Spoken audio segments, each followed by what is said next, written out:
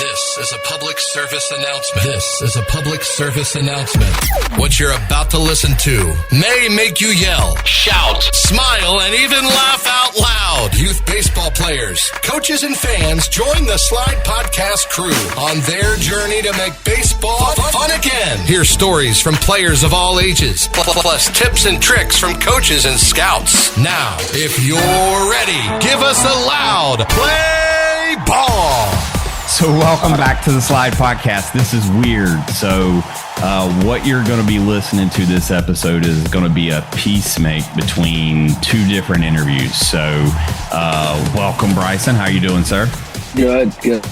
Yeah, so it's funny. So Bryson's here with us now, but when the interview continues, Bryson's going to disappear. Jen's going to take his place, and then Bryson's going to come back at the end. So this is we're pulling some podcast magic today. So Bryson, you guys started back baseball yet? Yeah, we started back. First day of classes was Monday, team meeting Monday, and now we're back full swing, getting ready for the season. Awesome. Well, I know that's exciting for you because you get back out there on the field and play around a little bit. So, oh yeah. So, well, cool. So today's guest is Mr. Ian Jenkins. Sir, how are you doing? I'm phenomenal. How about yourself? Yeah. So we discovered Ian through social media channels, Instagram, TikTok. And this dude is phenomenal at teaching. You know, there's hitters all over the place. There's great hitters, but what you got to look for is people that are great at teaching. And that's what I found in Ian. And man, glad to have you here. So thank you. I appreciate that. It means a lot. So tell us how it got started. I know your dad played a role in a lot of that early development, but sort of tell us how it started. Yeah. So growing up, my dad has, I like to tell people that, I have like almost 60 years of baseball experience because I'm piggybacking off my dad's experience. Right. So I got, I've been playing baseball since I was 3. So I've been playing baseball for 21 years now. And then I have the combined experience of my father. So my dad's very analytical. He's an engineer. So he always got down into the nitty gritty mechanics of things. And that's kind of how I learned the swing growing up through mechanics and everything. And I feel like that's why I have a pretty good understanding of them because that's what I was taught at a super early age. So growing up, it was always about mechanics. We'd wake up before school and hit. I loved it. I don't think any other kid would enjoy it, but I absolutely loved it. And then we hit after school, and then I'd go to football practice or something. But we hit all the time, and it just became part of our identity. It's kind of how we bonded. And then going up until high school is when we really, really started getting into, some new mechanical stuff. That's when hitting Twitter started to get really big. And, you had all this information out there and, just trying to sift through it. It was a bit challenging. But in the 2017, I was drafted. I ended up turning it down. And when I turned it down, I set out on a quest to have the perfect swing, to learn everything I could about the baseball swing. So I flew all over the country hitting with various hitting gurus. Some of them you guys know, some of you guys might not know, but got a lot of information, learned a lot of things, learned some things not to do, learned some things to do. And then going that summer, going into like the fall, I was going to the University of South Carolina. And from there, I had all this information, I had all these swing philosophies, everything, just so much information going on in my head. You can't think when you hit, so it's kind of useless, but it was nice to know. And I struggled a little bit. And then I kind of found something and I struggled, but it was off and on. I was never super consistent. And it got to the point where I was staying up. I mean, you might've heard some of these stories. If you ask Coach King Bryson, he'll tell you, I'd sleep in the cage. I would literally sleep from 8 p.m. to 8 a.m. I was in the cage swinging the bat. And that's not an exaggeration. And it even got to the point to where they said, Ian, go home. Like, you have to go home. So I wasn't allowed to come to the cage after 12. But I did anyway. And I got caught one time. And the only reason I got caught was because I was hitting and I'm a big power guy and the exit velos were high. And Coach King saw it. He saw like 110 mile an hour exit velo at 3 a.m. He's like, that's Jenkins. He's not supposed to be doing it. So That's kind of how I got caught. Funny story about that. Bryce, that's crazy. About that. You got grounded from the batting cage. Yeah, I got grounded from the batting cage. It's probably for the best. But it's always been a constant journey of experimenting, trying things, learning. So I was able to sift through a lot of information and see what's eyewash and what was not, just by trial and error. So that was really cool. Right. But going on from there, I played summer ball, had a few good seasons in summer ball. But I had a presence on hitting Twitter myself, and I would always tweet things out randomly, right? And I got a small following from that, but I would have guys like other players around the country DM me, ask me some questions, and I'd be like, dude, don't DM me, just call me. And now, next thing you know, I'm doing FaceTime sessions with players all over the country, talking about hitting, trying to help them out with hitting or whatnot. And so really, I just started this account, but I've been doing this, helping players with hitting virtually for, as long as 2017, even a little bit before then. Wow. That's impressive. Yeah. Mm-hmm. I mean, one of the things that you talked about, and got to be careful not to overspeak on what we talked about last week. So, but one of the things that stuck out to me, and I don't think we talked about, was just how detailed you looked at everything and the mechanics of it. And I think if you learn at an early age to look at those type things, that'll be a benefit the rest of your life, because you'll start to want to know what's root cause. Like, what do I change? Where is it stemming from? And like you said, when you're hitting, you don't have time to think, but your body memory, your muscle memory's got to kick in. So. And me and Ian have some mutual friends we never crossed paths. I came after he left to South Carolina, but we have some mutual friends, and I've heard some of those stories about Ian would actually sleep in the facility. Like, that is not a lie. I've actually heard that. And I also heard one of the best stories I ever heard was that the furthest ball ever hit at our field was over. If you ever come to the University of South Carolina baseball field in Founders Park, we have the big scoreboard in left center field. Mm-hmm. Okay. Some people call it rumor. Some people call it fact. I wasn't there to witness, but I've heard a lot more people say it was fact than rumor, that he hit a ball in BP that went over the scoreboard in left field, or left center, that is way above the stands, it was, I know a guy that calculated it, and it was calculated, correct me if I'm wrong, right under 500 feet. It was actually it was a little over 500 feet. It was a little, because in order to hit the scoreboard, it's a minimum of 500 feet. So Andrew Eister, if you remember a few years ago, he hit the scoreboard, and that was right at 500 feet. So to go over the scoreboard is a little bit further than that, but. Yeah. And Andrew Eister is also one of the ones that confirmed what he saw that day. I mean, a lot of those guys all talk about it. Most of them aren't here anymore, but the Cam Tringali, the Parker Coins, all those boys, they all tell the story that, and a guy named Alex Wright, who now works in minor league baseball, he's the one that did the analytics on it, and it was a little over 500 feet, and went over the scoreboard in left center. That's crazy. What? So did you feel it when you hit it? Did you know it? I didn't feel a single thing. When I hit it, it felt different. Just like the way that I took the swing just felt different. My finish was a little bit different, and the ball just looked like a BB coming off my bat. And the wind was blowing a bit that day, so I definitely had a little bit of help. But the path of the ball, it was like it was possessed with the rocket boosters on the back, and it just was going. I was like, oh my God. And practice, when I hit it, practice stopped for a second. Everybody stopped what they were doing. One of my best friends, TJ Hopkins, was in center field, and he just got down on his knees and was just like this, kind of in disbelief that happened. Just practice kind of stopped, and we all just kind of looked around. And some people didn't even understand what they saw. Like Coach King and some of the coaches were behind the turtle and saw it and wouldn't believe that it happened. Coach Current to this day, when the story gets brought up, So Ian, when was your last year at South Carolina? 2019. Yeah. And then I came fall of 2019. Yes. Okay. So I came fall of 2019. And to this day, that story still gets brought up. That is 4 years ago now. And that story still gets brought up at least twice a semester. And Coach Current to this day is always like, I can't believe it. I still don't think I can believe that it actually happened. He's like, I was sitting there and he's like, there's no way. Like, there's no way this actually happened. Dude, you're a legend. Yeah, I guess. I'd like to be known for hitting more bombs in games, but I'll take that. Hey, it's coming. So, Yeah. Awesome. Well, all right, we're going to axe it there, and then I'm just going to tell the editor to take that and piece it in with the first one. And then that honestly, I wish we could just continue on just like that conversation. This would be like a part 2. But that's crazy. 500 and how much? I don't know. Was it 5'11"? I got on Google Maps one day and did it and tried to estimate. We only got where the ball landed, not where it bounced. Where it bounced is some ridiculous number that I'm not even going to bring up because it's not even believable. But where it bounced, estimated it was around anywhere from 520 to 540 feet.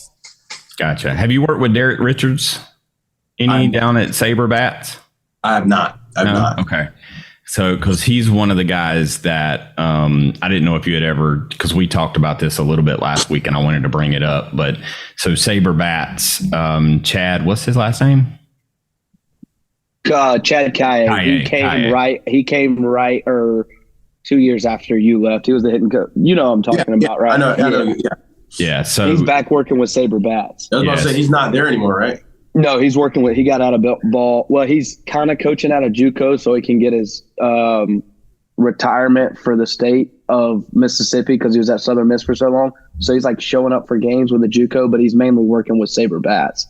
Yeah, they have their hitting bat is pretty unique. Like, so the barrel is they shave each side of the barrel of the bat down to probably, I guess, maybe an inch. So when you're turning, you've got to hit the ball square on the barrel in order to have any impact, or else, because where they shave the bat down on the barrel, like you've got to be precise when you're lining up. Yeah, it's two sides flat. Yeah, and the opposite sides are like a regular bat. But we used them with Coach Kaye, and now they ship more to us this year. But yeah, that's awesome. Well, cool. So now we're going to pick back up with the camp. What was the name of this camp? Not Your Average Baseball. Not Your Average. Okay. What's the guy's name that runs that? Cruz, California. It's Robert Anthony Cruz. Robert Anthony Cruz. Because we've been exchanging some messages and stuff because I love, like, that's what our shows I want to continue to do is bring people like yourself, him, people that can relate really well to really any baseball player and just give them the options and the resources to make themselves better. So anyway, that freaking camp was awesome. All right. So this is a little bit different. This is like a continued episode. So Ian Jenkins, who we've just been talking to, Coach Jen and I, we're back a few days later, and now Bryson's back with us again. And so Ian just had the opportunity to attend a baseball camp that was like star-studded with all of the trainers, some of the guests that were even there, some of the players. Tell us about that camp. Tell us who ran it and like, how did it come about? Yeah. So first of all, I'll start by saying this. In 2017, when I was drafted, that was one of the happiest moments in my life. And a pretty fulfilling experience. But this camp was the most fulfilling baseball experience I've ever had. It beat that by a long shot, honestly. But how the idea kind of came about was we were on Coach Rackra and I were on live one day along with Catchy Made Simple. And those two helped put it on and run it. And he just kind of said, I guess he was thinking about it before, but he said, would you be opposed to coaching a camp that I want to put on? I want to get a bunch of creators together and put on a camp. And I was like, man, I'm all in. Like, that sounds awesome. I wasn't really sure how he's going to pull it off, but boy, did they. And it was unreal. I mean, everything. Like, I've never had so much fun not playing baseball in my entire life, like, and just coaching baseball. Like, if they told me I had to fly out to California every weekend, I'd do it just to do that camp. It was that much fun. It was that much fun. And you guys got hit with rain. So this is a baseball camp. Yeah. So we got moved indoor. Yeah, we got moved indoor. And that might have been a blessing in disguise, but it was a really like personal experience. Like, it was a really intimate experience with the kids. We really got to connect with the kids a lot and really form relationships. And I can tell you this, it's 100% true. Not one single person, parents included, left there not falling in love with baseball all over again. All right, Ian. So, all right, let's go back. So you said you've been playing since you were 3.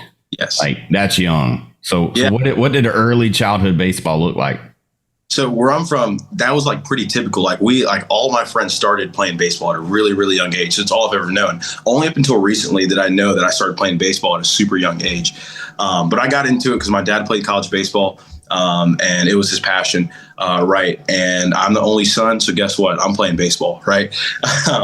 So I started playing baseball at 3. I was a really, really bad baseball player. I was the kid who missed every pitch that came in from the coach, missed every single one. But when it got on the tee, I was an All-American. There you go. Oh, guy. Yeah. I made the All-Star team one year just from hitting baseballs off a tee. I was legit.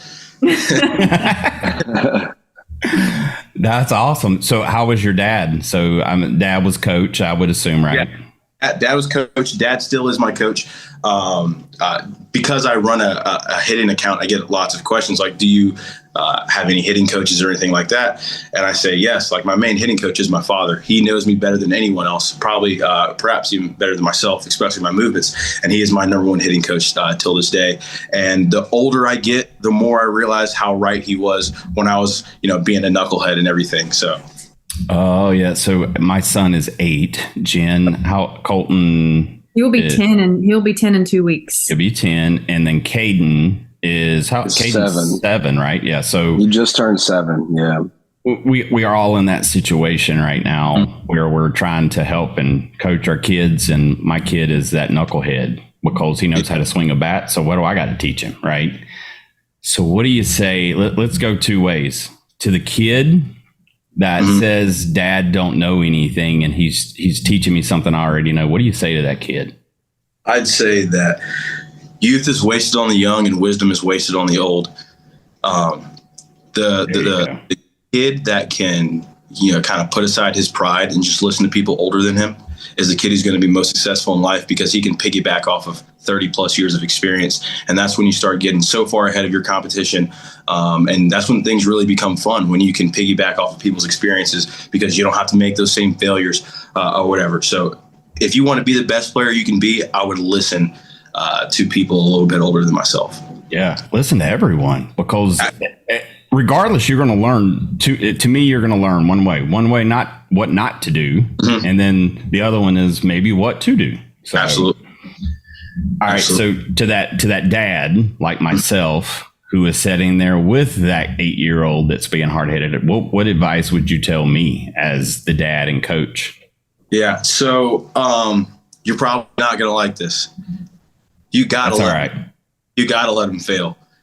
You have to. I'd say my dad always said, I got to pick my battles with you, and I'd rather have a good relationship with my son than impose my thoughts on him and damage that relationship. So as a dad, you just kind of got to wear it. It is what it is. I think that the best thing he ever did for me was let me fail on my own. To realize, like, what am I doing here? Like, I already know how to do this. He's already told me how to do this. I'm trying to, reinvent the wheel over here.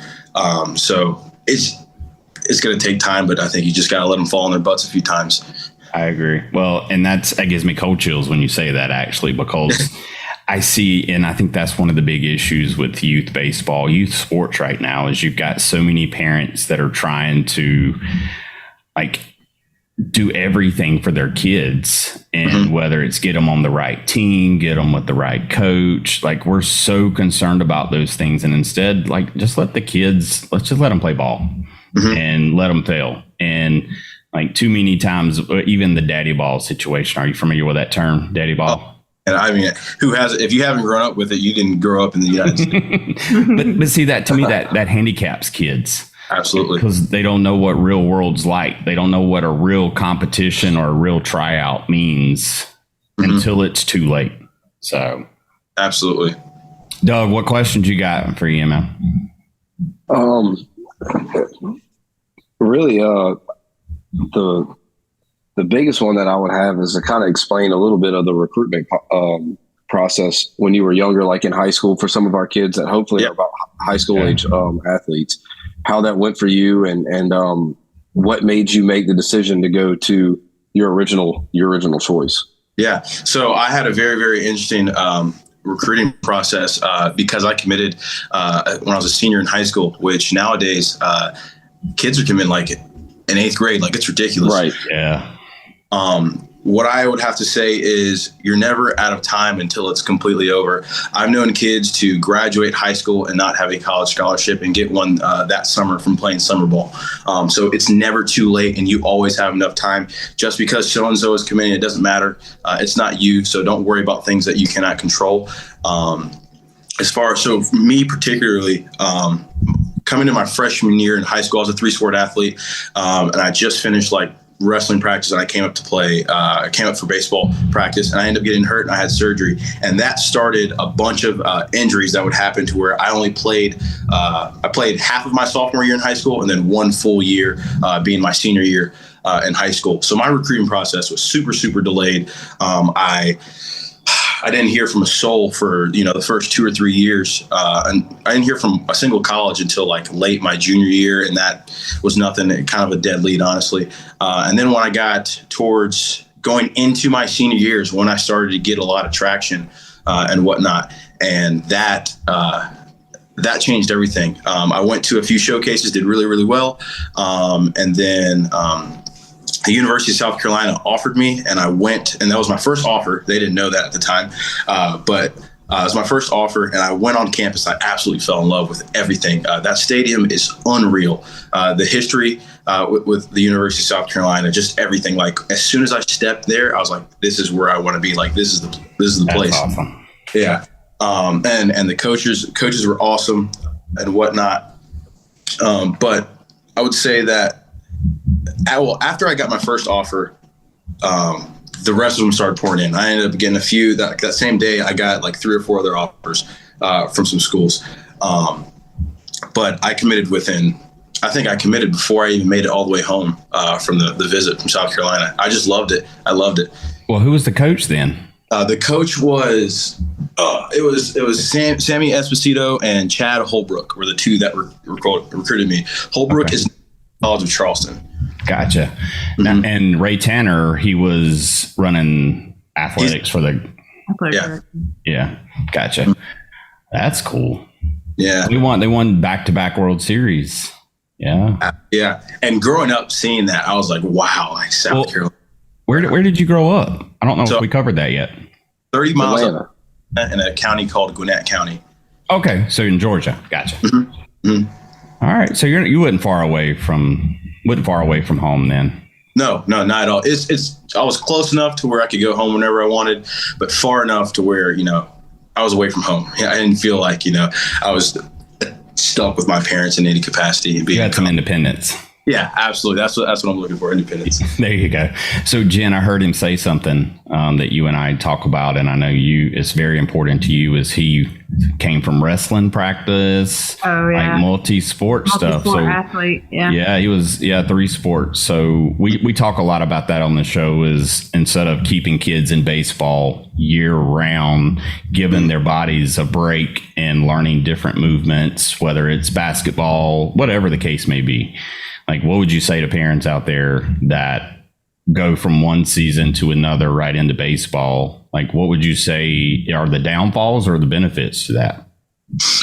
So you mean like playing different sports, like coming into baseball, or just playing baseball? So taking, like, for example, taking the fall season off to play football, maybe play basketball, and then coming back in during the spring. What's the advantages to playing multi-sport? If I want to end up in the MLB, what's the advantages? You just become a better athlete. Your body learns different ways to organize. I think that the best players I've always been around played a bunch of different sports. Not only did they play a bunch of different sports, they were actually really good at other sports because, just learning more athletic movements, it's a whole nother way to compete. You can learn to look at things with a different perspective with each sport you play.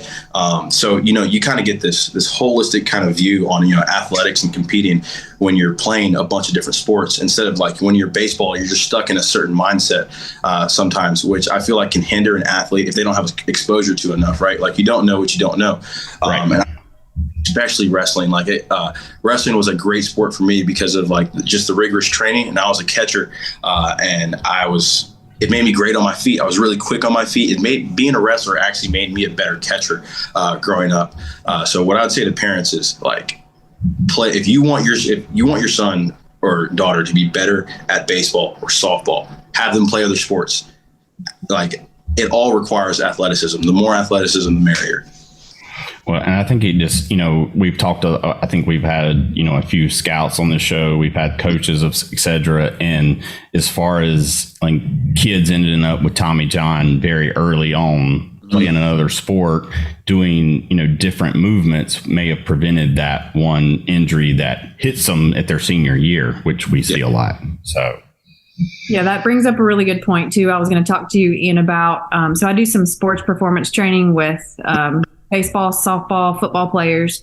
And so I have a hard time. So I'm a physical therapist by trade, and I'm seeing a couple of athletes in their off season. Now, when I say off season, like this one specific girl that I have in mind, her off season between her winter softball season and what starts at school is literally 3 weeks.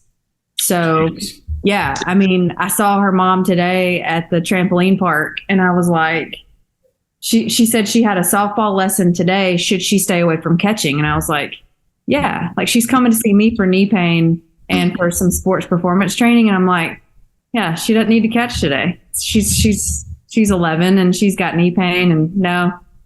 Rest. She needs another couple days off. Just like let her be a kid. She's like, okay, are you sure? I was like, yeah, I'm sure. I'm positive. Just let her play at the trampoline park, and you guys go have one last day before school starts back. So, trampoline park may bring her back to see you again. Look, I'm gonna tell you, those things, they tear my nerves up. I can't do it. Well, I was like, this would be a great place for me to advertise. I need to have like my logo on all the big screens, because all the number of kids walking around with ice packs was crazy. Oh, and then you got moms and dads that get voluntold to go jump, and then I'm walking out holding my back and everything else.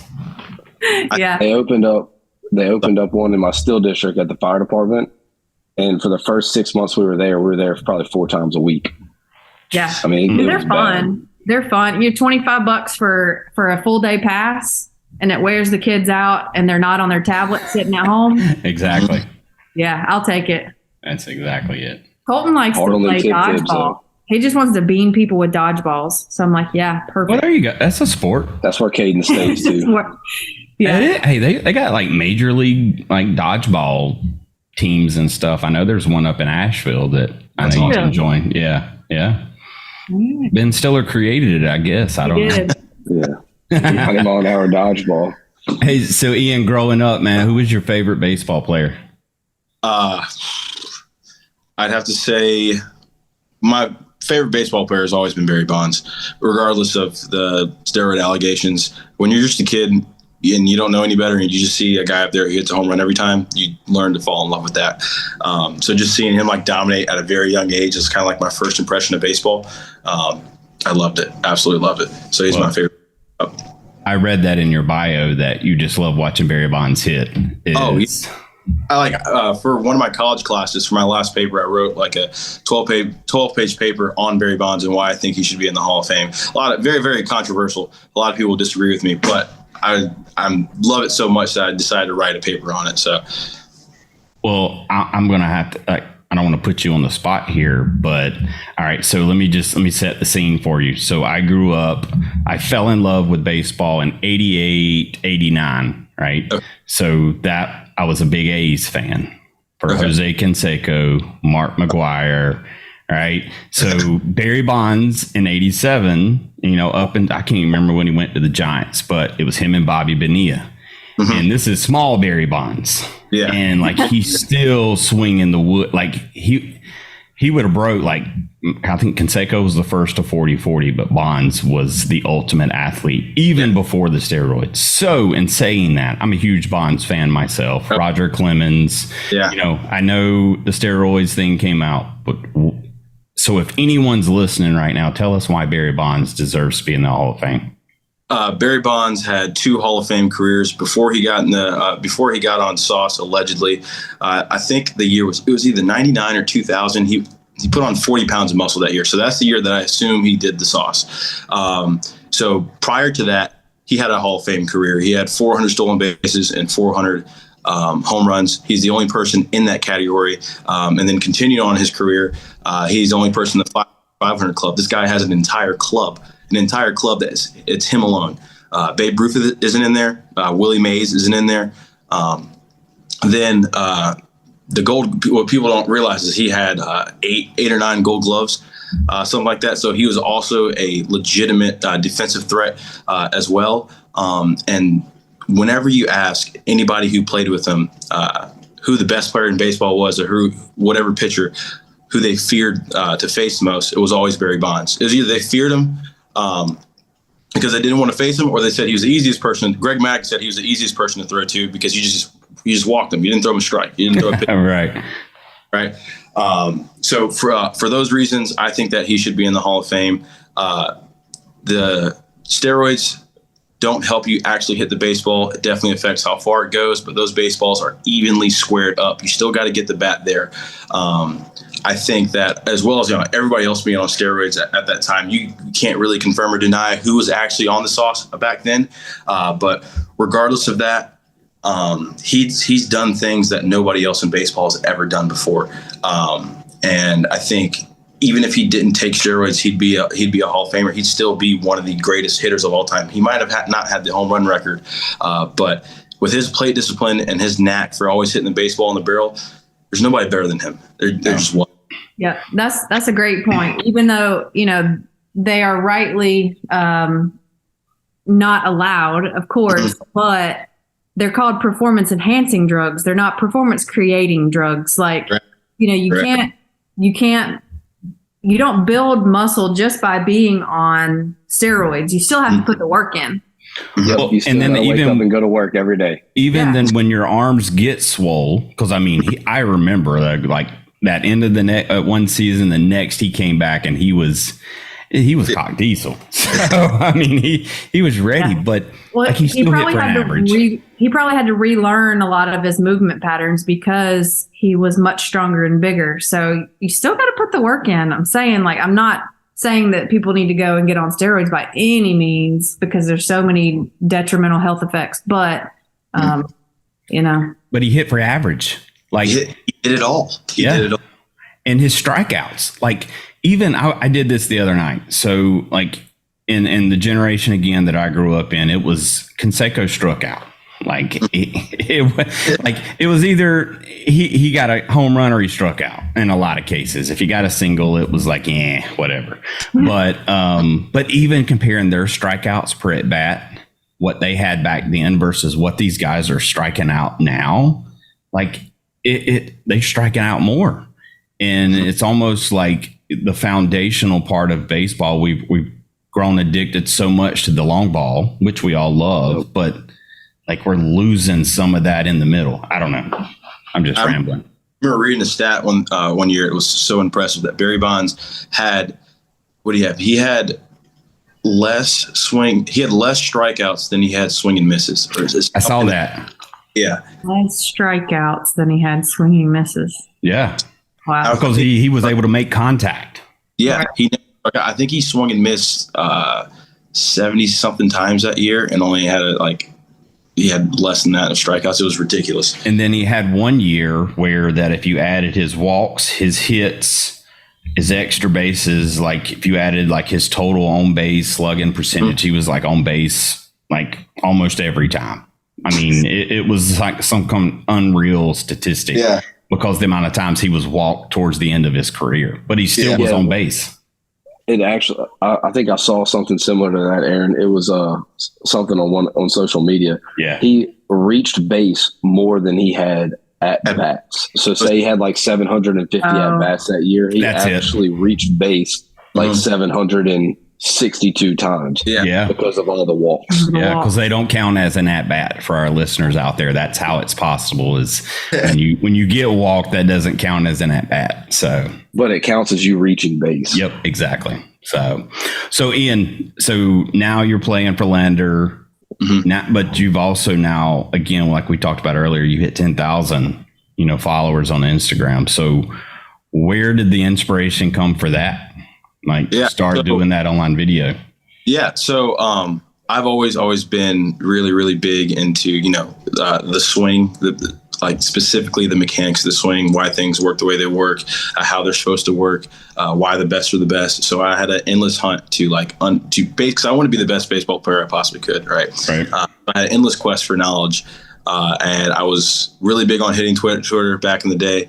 And I used to post some stuff like back in like 16, actually throughout high school. So I would post like stuff all throughout high school here and there, especially when I got into college. I really like hammered down on it, just like some of my thoughts on hitting. And then I would have some kids that would like DM me on Twitter, and they would ask me a question. I'd be like, hey dude, just like FaceTime me. Like, let's just talk about it. And then I'm talking like 3 or 4 people over FaceTime, helping them with their swings in season, off season, like helping them build programs to swing better. And I was like, why don't I like do this for everybody? Why don't I just put it out there? So then that's when I came up with Jenkins hitting. And now it's not only morphed into like a hitting, but it's also like everything that I do as a baseball player to be as complete as possible, from being big, strong, fast, powerful, healthy, whatever it might be. I want to optimize my performance at baseball. I want to, fulfill my potential, and I'm videoing that whole journey as well. And I think people are really starting to like it. Awesome. What do you think gravitate or pulls people to like it? I mean, because there's so many out there these days, but your videos grab my attention as well. What do you think separates you from most? I think that I have a very, very unique perspective when it comes to baseball, like in how I look at it, especially like hitting and whatnot. And I attribute all of that to my dad, because I'm basically recycling information here. Like, these are things he told me, right, that I was a kid, because I grew up in that household, that I figure out how to say in different ways and recycle that information and help other people.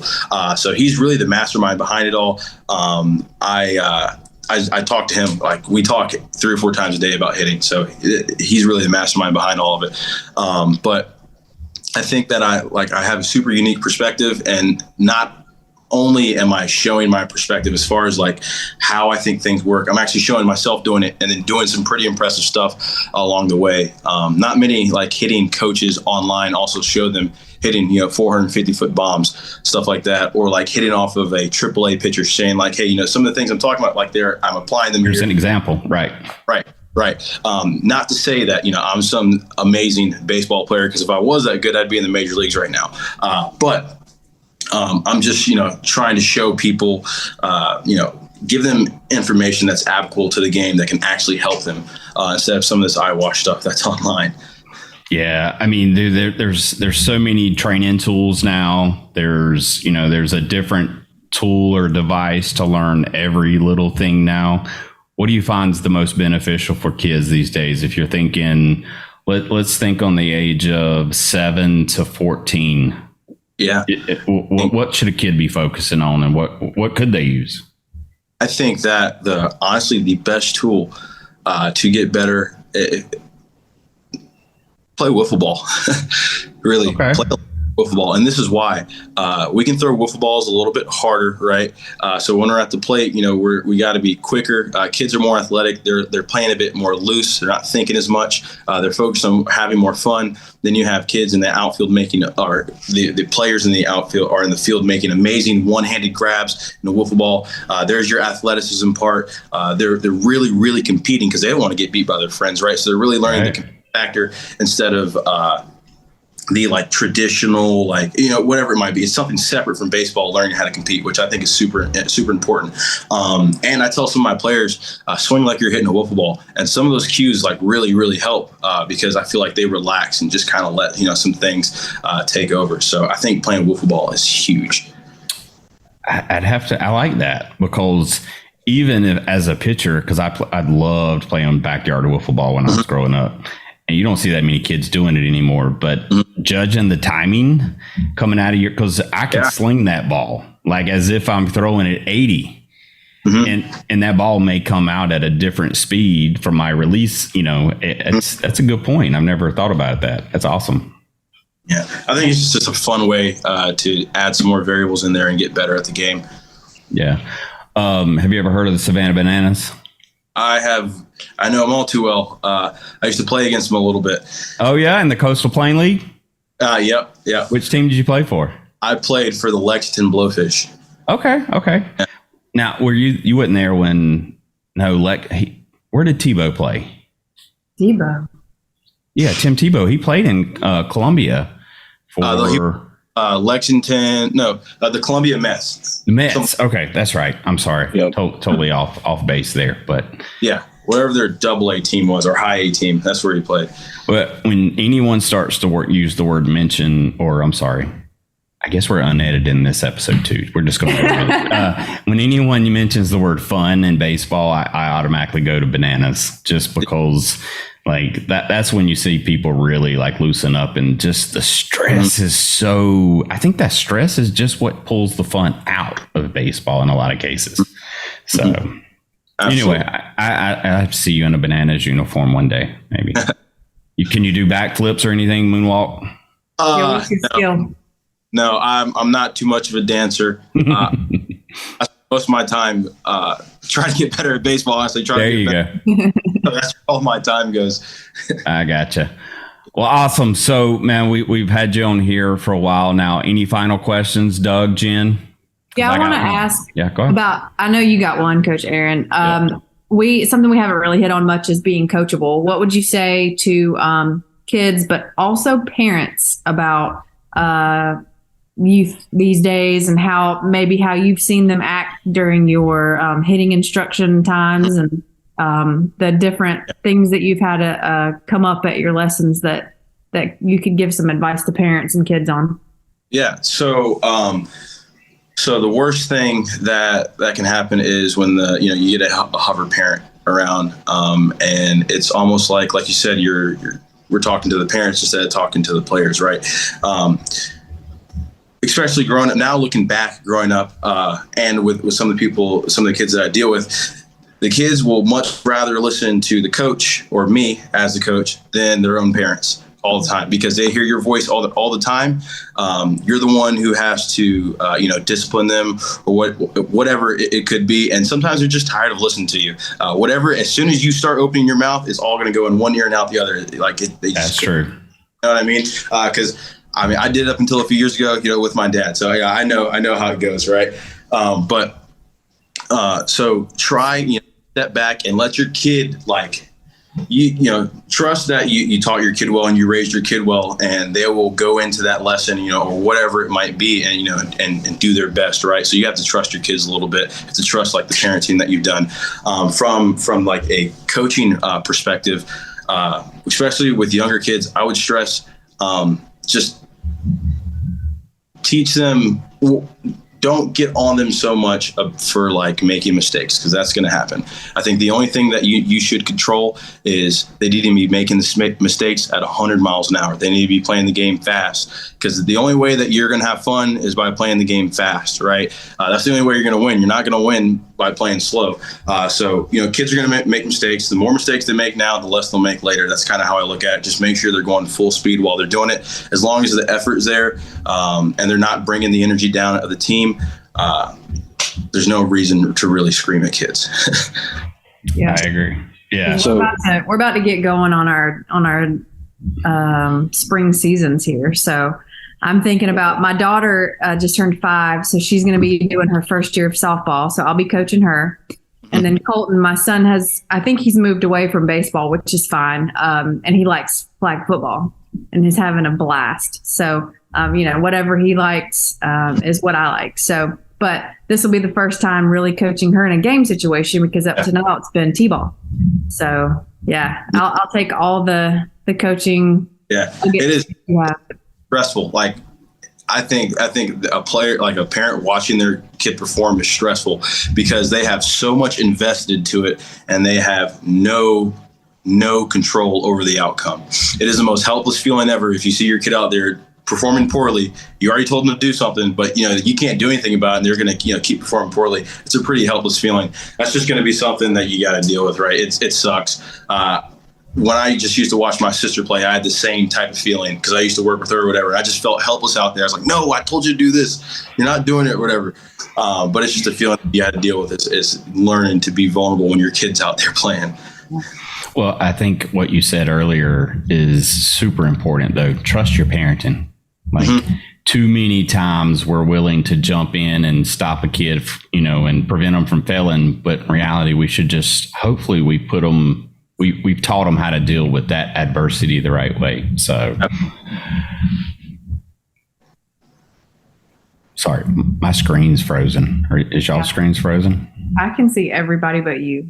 Yeah, but you. I can see you. You're just not moving. Ian, whenever you get done with a hitting lesson, and if the parent, I try not to be that hover guy. You know, my son, we see a couple different guys that he hits with. But I do like to go up to that coach and say, hey, man, what were some of the cues? Because your verbiage obviously is going to be a little bit different than mine, and your verbiage might be different than Aaron's, and mine might be different than everybody's. Do you go over some of the things with the parents after the hitting lesson and say, hey, look, Dad, this is what I'm saying to him. Can you reiterate that in the cage in 2 days whenever y'all are hitting together? Yeah, absolutely. I think that's super, super important because, at the end of the day, the player's not going to retain all the information and the parents are going to need to be there to help, right?